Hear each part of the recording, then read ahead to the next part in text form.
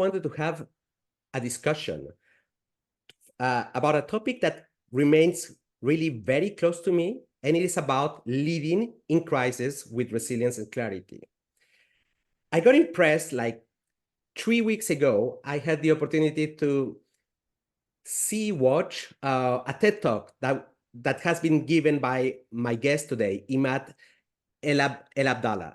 And the reason why it made me think a little bit more is because I felt close to his journey, and I felt close to the fact that resilience and strength can be found in different parts of your life, your personal life as well than in your business life. Let me tell you more about Imad. Imad is an expert on change leadership. He has been working in two areas that are a little bit more into the combination of science and blending storytelling. And he's an expert on delivering transformative global sessions on self-leadership and resilience. He has been a founder. He has been working in technology. He has been recognized an EdTech founder, working on leadership skills building for kids, students. He has been honored with Sweden Royal Entrepreneurial Award. He is also the founder of Hero to Be, where he has empowered more than 17,000, that's a big number, of people from diverse backgrounds with tailored mental health tools, earning the UN Global Innovation Award 2020. Getting back to the initial point about his TED Talk, and I really recommend to watch it, is about vulnerability as a key to confidence and his story of resilience.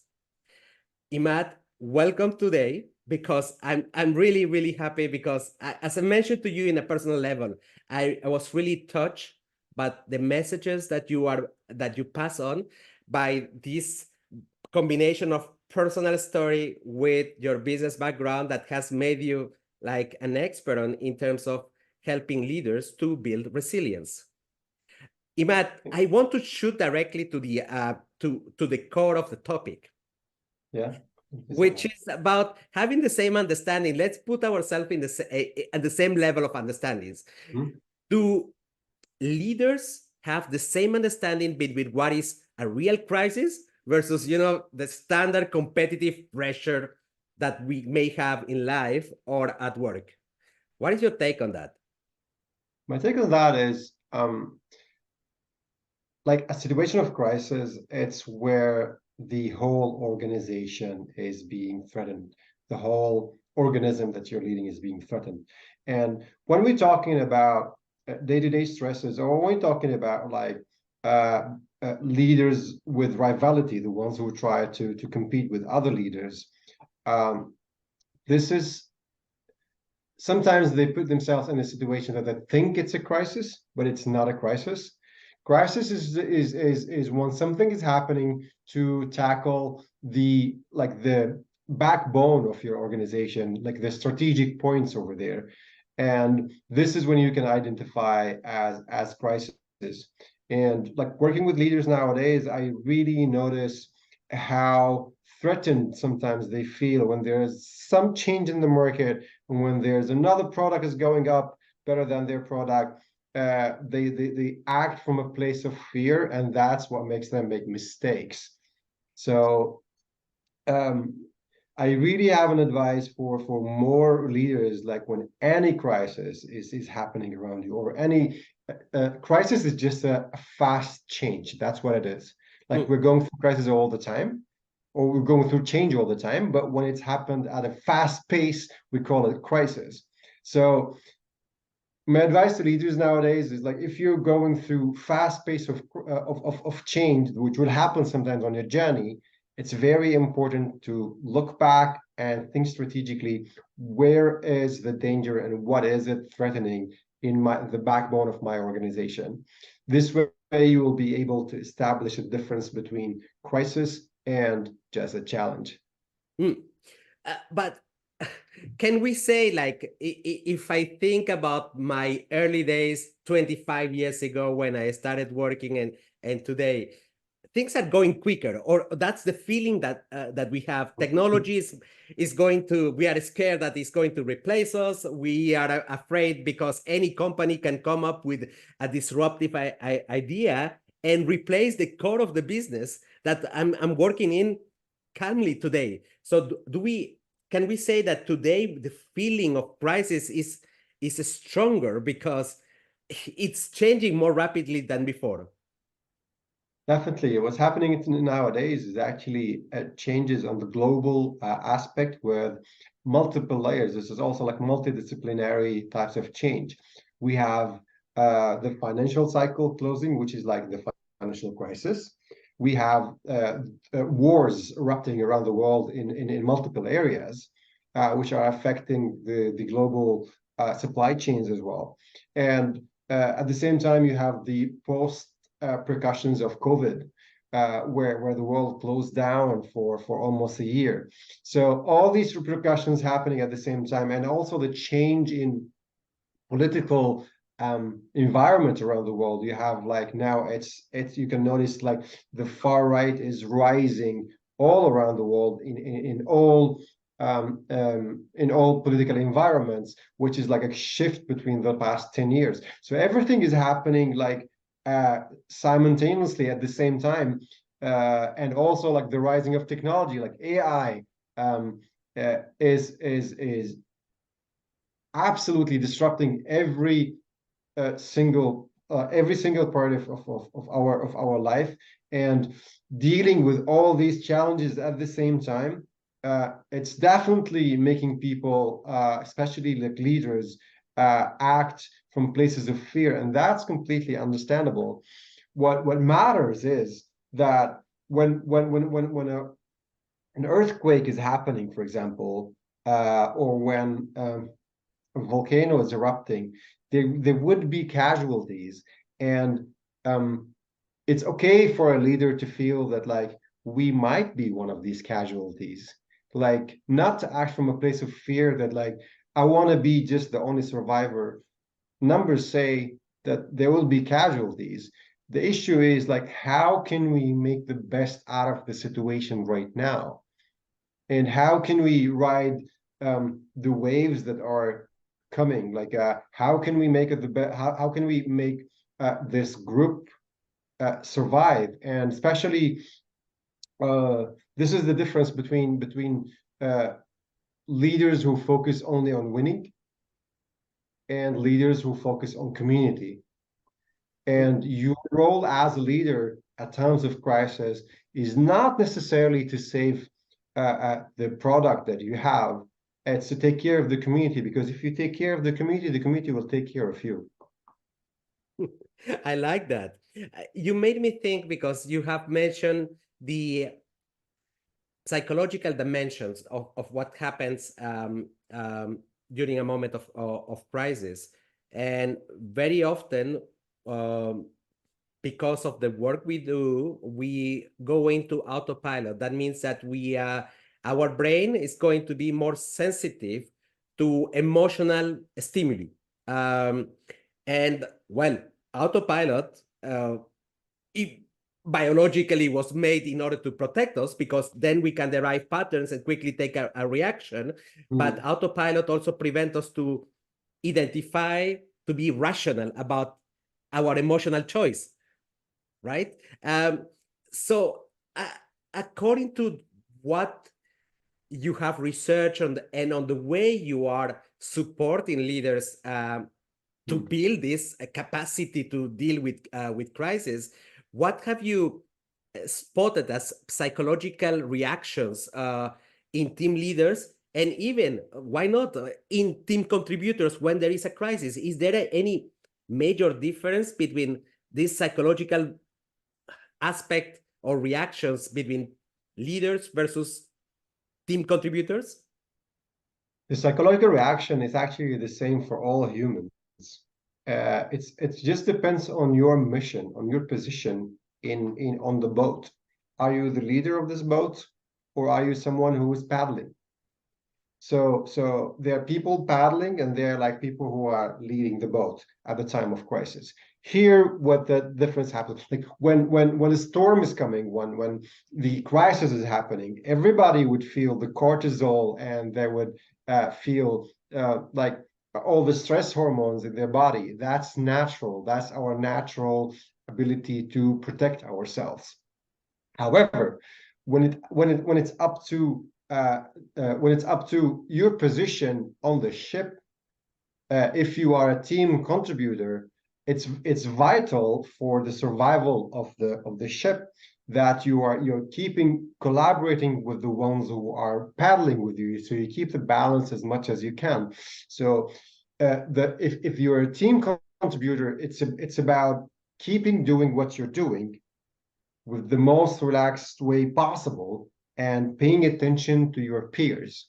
Mm. While at the same time, if you look at the team leaders, the ones who are leading the ship, the team leaders, the ones who are leading the ship, their position on the survival of the ship is to think strategically, is to think, how can I make this team and this ship overcome all of these circumstances? What are the fastest things that I can decisions that I can take at the moment that will keep the vitality of the ship, of these people, of this community? And one of the most important things that leaders need to work with, and that's what when I share my experiences with leaders, that's the unique part that I work on with them. It's the art of reframing, because as a leader, you are not your mission is to take yourself out of the frame. Because if you think that you are a player in this game on the ship, then you're thinking about yourself, and then you trigger the cortisol again, and like it's about surviving or thriving.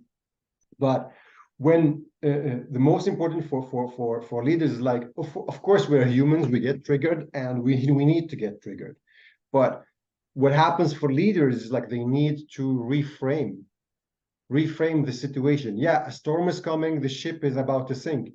No, maybe the storm is coming, the ship is maybe not so ready to go among the storm. The mission of the leader is to believe that there is a way. Sometimes they don't see the way. Mm. So the mission of the leader is to believe that this ship is going to find its way through the storm, and to be as present as possible and take fast decisions that will make the people who are paddling and taking care of the ship do the missions that will make the ship go through the storm. Is there a guarantee that the ship will go through the storm? No, there will never be a guarantee. But what's important for the leader is to be the one who is really visualizing that the ship is going through the storm, because that's their mission, to build a strategy towards it and to believe in it, and to be a role model to tell people calm down and to act from a place of calmness. So that's the difference between the team leader and the team contributor at the times of crisis. The the challenge, and it's not only for leaders, it's for anyone, starting with myself. It is that we go and look for ways to get prepared when it's almost or already too late. Like we are already in the middle of the crisis. So go and tell someone you should be able to reframe yourself when you are already in the middle of the crisis, where the cortisol has already skyrocketed. So the question is, how can we help already way before to practice this? Because you need practice for reframing. It's not something that you see a slide. I know how it works, like in the Matrix, the movie. No. You need to practice before, because otherwise it doesn't work. True. Especially while you are full of emotions in autopilot, in the survival mode, it's already gone. So how can practically leaders start preparing themselves either through the practice of reframing or other practices that can help them navigating crisis when before it's too late? Exactly. For leaders or for non-leaders, even if you're leading a group or not leading a group, at the end, you're leading yourself. And that's the most important chip that you should take care of while you're going through life. And through my experience with post-traumatic stress disorder, which I had after the war, and where I was walking in the streets and I would see blood and death all over, even though I was in safe, beautiful Stockholm. So sometimes the crises happen even in our minds. And our role is, how can I ground this person at this moment? There are so many grounding techniques that work and help us to come to calmness. And these techniques, we need them, all of us, because sometimes you're walking in the street and you see someone and you get triggered, and it takes you to somewhere where you feel not safe. Sometimes like, humans are very fragile, and we associate experiences and colors and smells and with so many things. So what's important for every person for self-leadership is learning how to ground ourselves, either through grounding techniques, for example, counting numbers, naming colors around us, so we activate the other part of the brain that will calm us down, or work with one very fundamental thing that I say: everybody is wise, everybody has wisdom. Wisdom only appears when you take a step back. So do anything in your power to just take a step back. And when I work with leaders nowadays, I share with them one simple thing that I've learned from all this journey of like leading from wars to leading a company to from like leadership at times of crisis and at times of thriving, is you are always safe as long as you can breathe. Think about it. You're always safe as long as you can breathe. If you stop breathing, then that's something else. Then it's game over. You're done.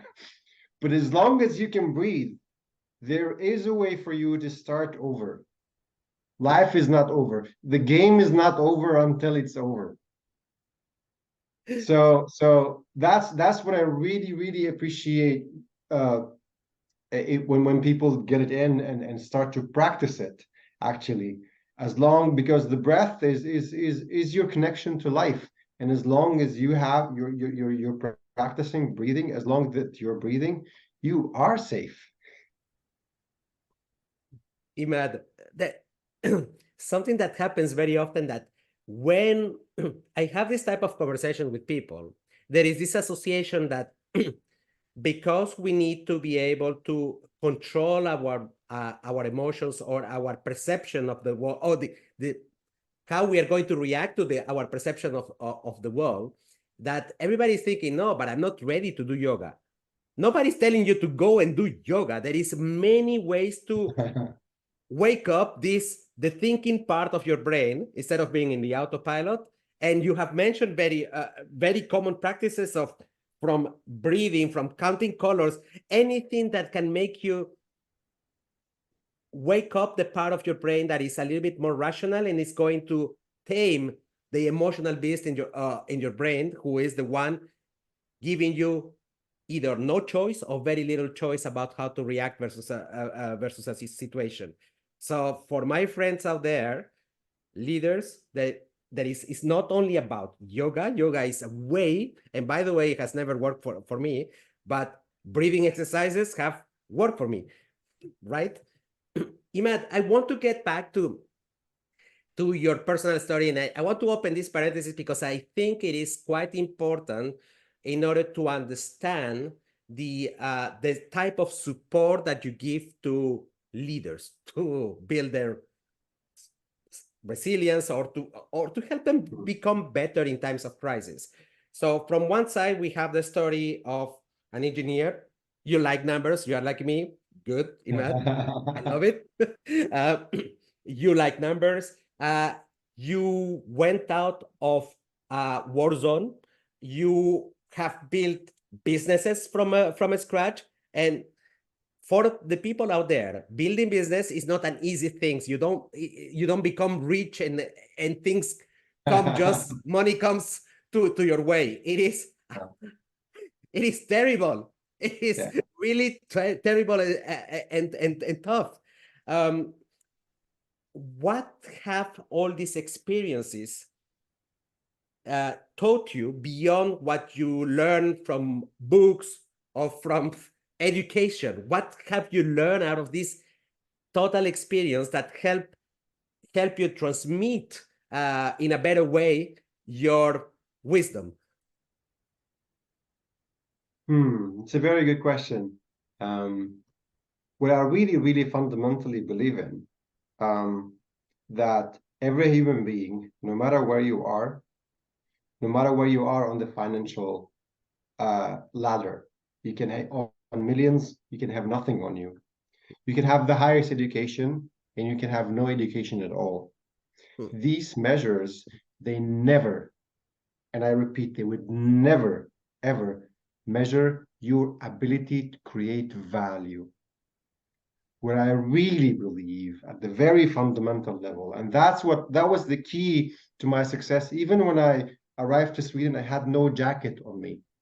I was standing cold in the central station until I arrived to the asylum seeking center, where I found a pile of clothes that I donated from people, that I picked a jacket and put it on me.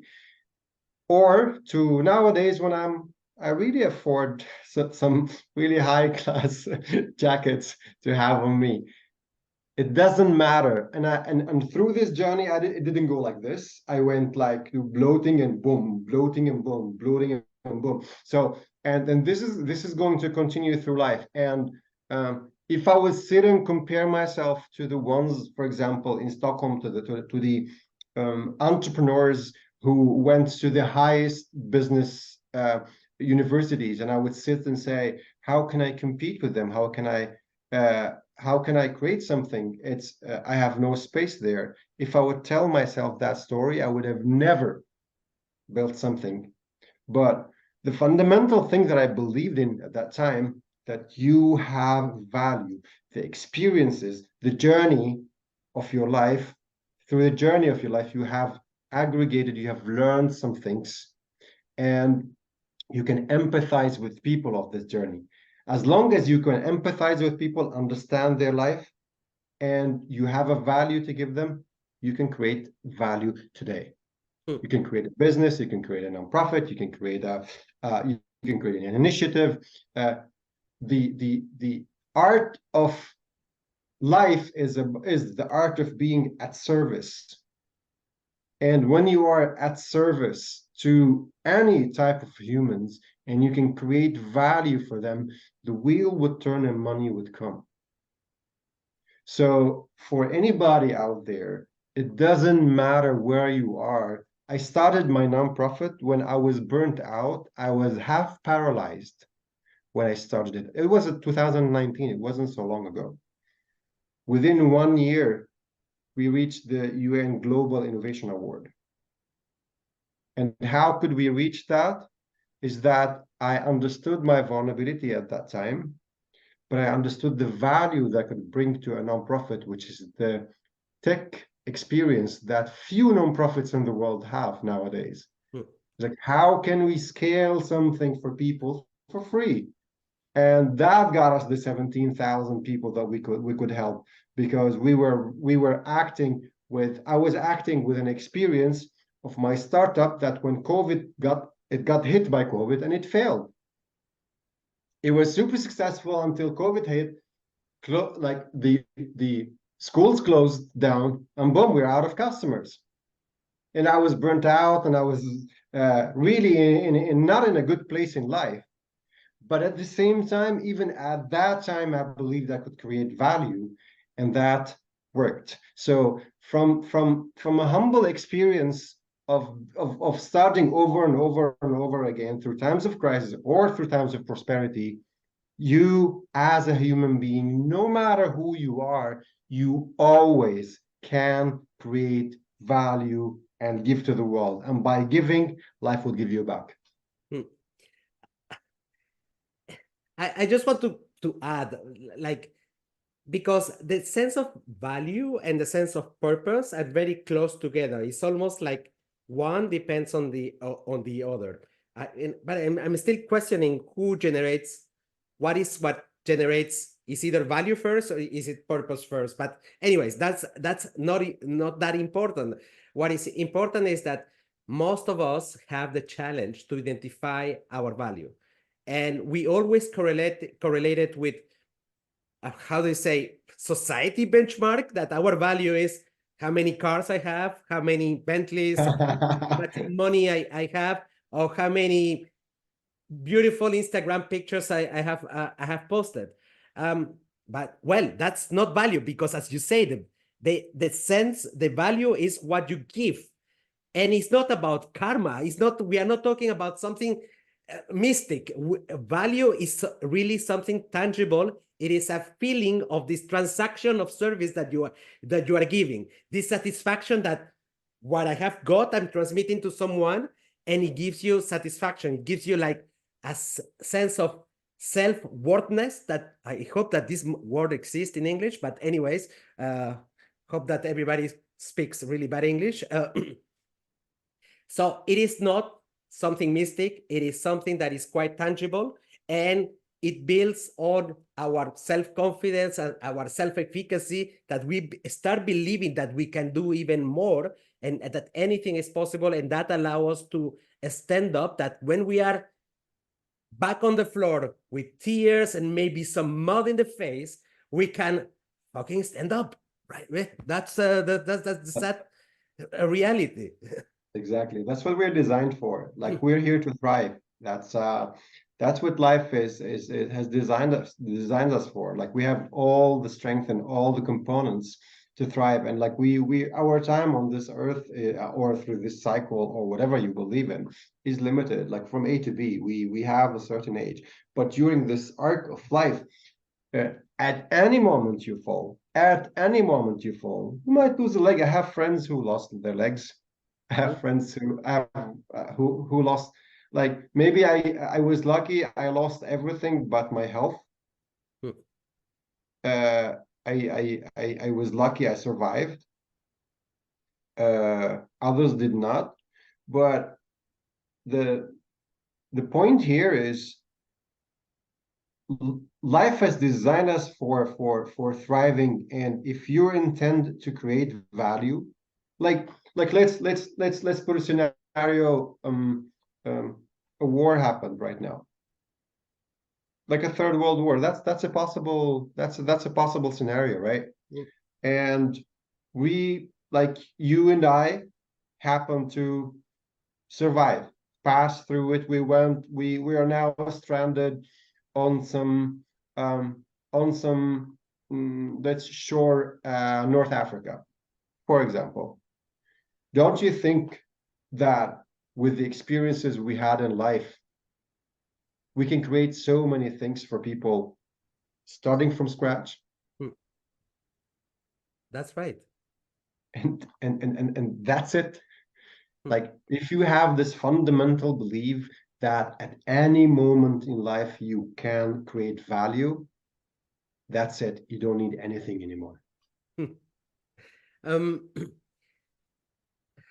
in today's world, the concept of vulnerability has been talked, like maybe 5 years ago, nobody was talking about being vulnerable, because we believe that back then the leadership model was working like awesome, carrot and stick. You do good, I give you more. You do bad, you're going to be punished. A little bit like in Borat a movie. You will be gone. But thanks to COVID, things have changed, because corporations noticed that most of leadership people were not equipped with the right type of skills to lead remotely, to be more empathetic with the situations, the specific situation of people. So they had to reconsider, most of the companies, not all, unfortunately. My question is there a contradiction when leaders are asked to be vulnerable and at the same time have the capacity to be strong, especially in times of crisis? Is there a contradiction? There's definitely no contradiction between strong and vulnerable, because what makes us vulnerable is what makes us human. There's no the human life is the human experience is not designed on perfection, and anybody who pretends to have perfection, they're lying. No one is designed to do that. What happened in the past, before there was this model of the stallion leader, the horse that is unbeatable, and that's like um that's a repercussion of the industrial revolution. But what happened through COVID is that it reminded us, all of us, that we are all vulnerable, not as a company, not as a country, but as species. We're very vulnerable. And it reminded us that communicating vulnerability was the only way that that the planet could go through the crisis of COVID. That when leadership started to talk vulnerability live on TV, political leaders, like company leaders, organizations leaders, they started to humble down and talk vulnerability, and this is what made them approachable to people. Like when I talked about vulnerability, my TED talk was in 2017, like even before COVID. And coming from an Oriental background where you're not supposed to show weakness, but what I've learned is, okay, I'll bring you this example that everybody can relate to. When I arrived to Sweden, I arrived as a refugee. I was an engineer who speaks languages, but I was a refugee. So what I tried to do, and look at the difference, what I tried to do at the beginning, before I dealt with my PTSD, I hid everything that happened with me, everything that happened in the war, everything that happened on the way. I ignored it. I said, I don't belong to that. I'm just an expat who is living the happy life. And I went with that. And I excelled. Like I'm going to build myself the life of the happy engineer here in this country. And I pressed down so much and it worked. I got there. But I got there. What happened is that I was almost acting on theater every day, because I was trying to hide all these facts and just show that, look, I'm an engineer, I'm smart, I make money. But going through post-traumatic stress disorder, which forced me to go down deep to the origin of things, down deep to the origin of trauma. And the only way that I could get out of trauma is by empathizing with the characters. I started empathizing with everything that happened with me until I could forgive the sniper who shot my closest friend. Because that was for the only way for me to get out of trauma and forgive. But after that, what comes is something is called post-traumatic growth. So after that, the difference, when I started my first company, Kidnovation, which is like to help kids with their emotional intelligence, and I wanted to take this experience to school. The first thing that I did when I met the ministers in Sweden, he's like, hey, I'm a Syrian refugee. Before telling the engineer, before saying the entrepreneur, before saying anything, the first thing I put over there was the vulnerability, because when I believed and associated the vulnerability with a value, with the strength, when I associated the word refugee back in my head with resilience, refugee gives people resilience because he's been through some experience. And when I started practicing being vulnerable, that gave me a lot of strength that was seen by so many people and by leadership, and it pushed me up. So that's why I started talking about it. Like, if you are a leader, of course you have strength, because like you wouldn't get into a position of leadership anywhere if you don't have strength.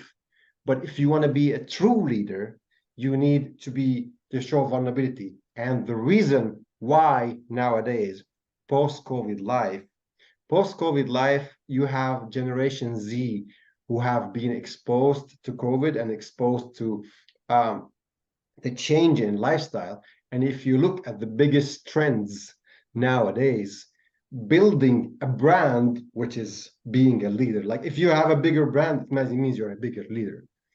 Building a brand nowadays, the studies show that building a brand does not depend on the best product anymore or the best process anymore. Building a brand, it's about building community. And if you want to build if you want to build community, you need to be relatable. You need to be vulnerable. You need to be a human. So showing both strength and vulnerability at the same time makes you as a leader relatable, makes you approachable, and makes you seen as an authentic role model that you can build audience around you. You can build a community around you that really truly believe that, oh, I believe this person because they dare to share. I first of all, I have to say, part one, I relate completely to your personal story. I wouldn't say that it's a similar path, but close in the time that it took me, as I came to Switzerland as an economical refugee. And yes, for a long time, I wanted to associate myself. I wanted to that they forget that I'm a Latino, that that I live in one of the poor sides of Geneva. No, I wanted people to forget anything about me. But that has a price, because it took me time to recover and to, in fact, be a genuine person, because I was so used to hide from where I was coming from, Exactly. my origins, any story of the past. We have a tendency when we come to live in a new environment to throw everything, and I don't think that that was a positive, the most clever thing that I did in my life. Imad, you mentioned Gen Z, and what I wanted to understand, that in terms of the way to acquire, to develop resilience, is there is it different to teach across generations, like Gen Z versus a baby boomer, to teach resilience? Or even if we talk about genders, is it the same to teach to a male leadership, a leader versus a female leader? Should there be something specific, or it can be taught in the same way? No, like resilience is a trait of a human that is cross gender and cross generation. What differs though is the context.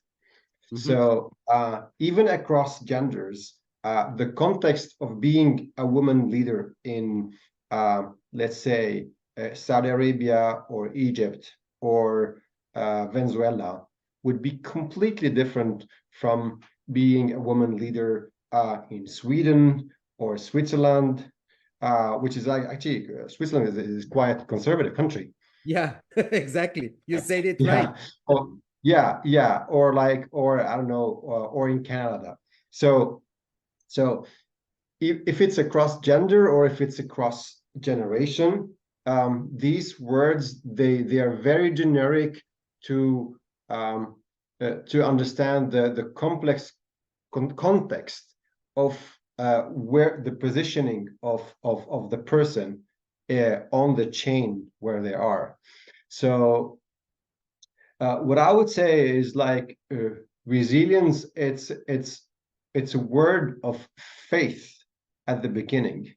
Resilience comes from definitely faith and only from faith. Like it's all about the story you build in your head about yourself, about the way you're being challenged. It's about the vocabulary you use to describe who you are and to describe the context around you. Once you crack this story, And that's why I work with storytelling all of the time with children as well. And now I do the same with brands. It's the same old thing. It's once you crack the vocabulary and you crack the story and your position over there, you are unstoppable. Mm. There's no way to stop a human being from creating more value and growth. It's always coming back to faith. Do I really, really believe in the victim's story? Because it's possible and it's very convenient. It's very, very convenient to be a victim. It's because you don't need to do anything about it. Like there's no energy you need to spend. It's just like sit there and just like enjoy the pain. Like it's a masochistic kind of practice. But and then you have the story of the hero who wants to change things. And why I'm mentioning the story of the hero, because the story of the hero is fed by anger. Heroes are angry. Heroes are, they want to challenge the status quo. They want to change things because they've been challenged. They're angry. And that's fine for the beginning, when you're for the beginning of resilience. But the actual resilience that you build after you went through episodes of being from victim to hero, from victim to hero, is being the wise leader, is when you are stoic around events happening around you, and then when you're acting from a place of wisdom, when you're acting from a place of calmness, and when your goal is not to become the hero of the story or the victim of the story, when your role over there is like, how can we help enough number of people to thrive? How can we give? How can we make impact without playing much in the story? Because playing the hero as well is painful. Mm. So the more you tap into your wisdom, and that comes with practice, the more you'll be able to navigate and give a lot of value without identifying your worth with it. Mm. That's the highest level of leadership and wisdom.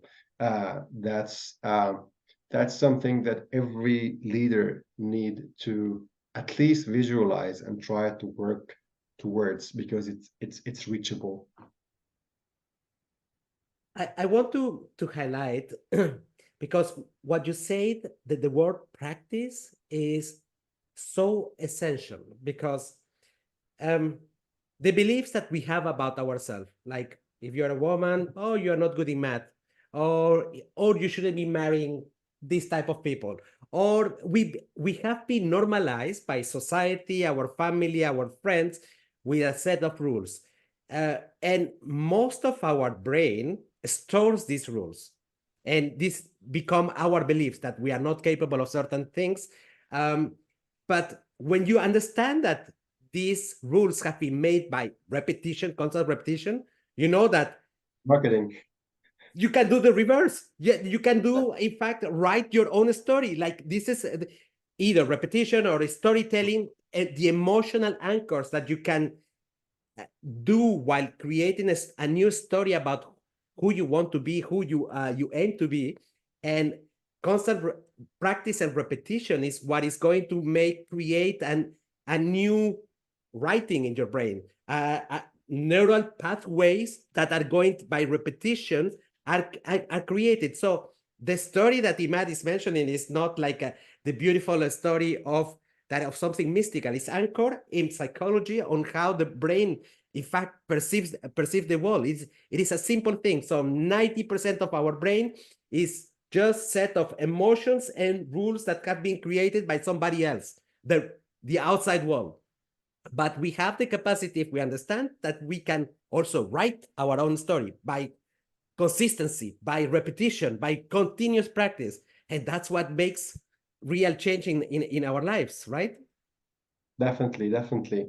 When people talk about changes, they are a bit fooled by what is being said sometimes so much on the media nowadays or on social media is like, especially by so many gurus who have good intentions, but they mislead people. It's like, you need to think positive, you need to think about it and it will happen.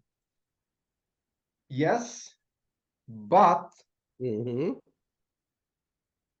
how life works, like exactly as you said, life works with repetition, is creating a pattern in the matrix. It's creating a pattern. And creating a pattern is like when you, even when you want to create a new reality for yourself, is when you create the new story, and the story that is connected with emotion, not just like, I want Ferrari, Ferrari, Ferrari. Do you really need know what a Ferrari mean? Mm. But when you think of yourself as a human creating value that can buy you a Ferrari or whatever, or anything, or uh, repeating the words and the vocabulary that confirms that you are capable of generating value that is appreciated by the environment around you, and repeating that more and over and over and over and over, that will change your reality. If any person nowadays like thinking, oh, I want the big house, visualize the big house, it's all bullshit. Yeah. All bullshit, because a big house is a thing. It's neutral. It has no emotion. What creates pattern in our life is when you think of how can you generate enough value that life would exchange you that with enough, what is measured by money or contacts, or nowadays that you would own the house, or you would, maybe when you reach there you will see the house is nothing, that you wouldn't even like look at the house as a thing of value. So to simplify it again, think of yourself generating a value, something for someone. Is not just like, oh, I can create mountains. No, you cannot create mountains. No, but if you want to learn how to generate a value, think of the people you met back in your story, in your life, because these are the people you can empathize with. These are the people you understood. And think, how can I make something that makes their life easier? That can reduce their pain or maximize their gain. Because then, one, you have an audience, you have customers, potential customers, and second, you have a value that is very clear and measurable that you can create for them. And that's the art of business. You don't have to have so much money, you don't have to have so much contacts, you don't have to you have your story, and your story is your power. And once you honor the story, once you honor what you've been going through, I got to where I am today by starting to think of refugee children that no one thought that like that would have a value, but being able to create value for them enabled me to go up further in the game. And then I was like, oh, if we could create value for them, we could create the same amount of value for kids at rich schools, because they have the same needs, it's just different contexts. Boom, we have something new. And they're like, oh, I could do that for those kids. What about if I could do it for companies? Because companies, they also need to build like an empowering story and a brand. And one by one, things were building up. And that's the game. How can you create value for people you already know? And that's it.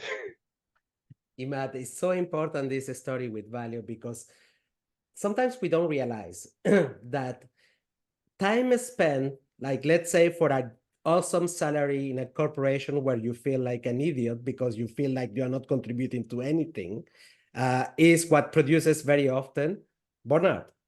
When you are working, you have a nice salary, but you're working for that salary. You are not working for the value that you could provide to somebody else. That's what in psychology you call a cognitive dissonance, and is one of the key reasons for very often for burnout. If you spend the same amount of time on doing something that you really love, you're passionate about it, or you think that this is it. Even if I'm broke, I'm gonna do it. The 14 hours that you have spent do not count. The energy that you have the next day, it would be amazing when you wake up because you are overexcited to do something that is creating meaning, because we human are craving for meaning, nothing else. It's not about the Ferrari. How many Ferraris do you have, Imad? I have 0 Ferraris, and I think I will never buy a Ferrari in my life. Like I'm not attracted actually. You will be taxed so much in Sweden, by the way, so forget it. Exactly. Oh. Okay, I actually was thinking about it today. I was asked this question by a friend. He was like, "Okay, you came back from Dubai right now. I spent some time in Dubai, did some nice gigs, and then I decided to come back because I love my lifestyle here more." And then a friend like actually asked today we were having a walk, and like said like, what about like fast cars and a Lamborghini? And I thought about a Lamborghini. I actually would like to rent a Lamborghini for 3 hours. Hmm? I would like to rent a Lamborghini for 3 hours, take it on an old airport where I can do all the tricks and the speeds and the moves and like crack all the nice emotions over there, and then leave it, and then I'm done. That's over. Exactly. That's what I absolutely would do.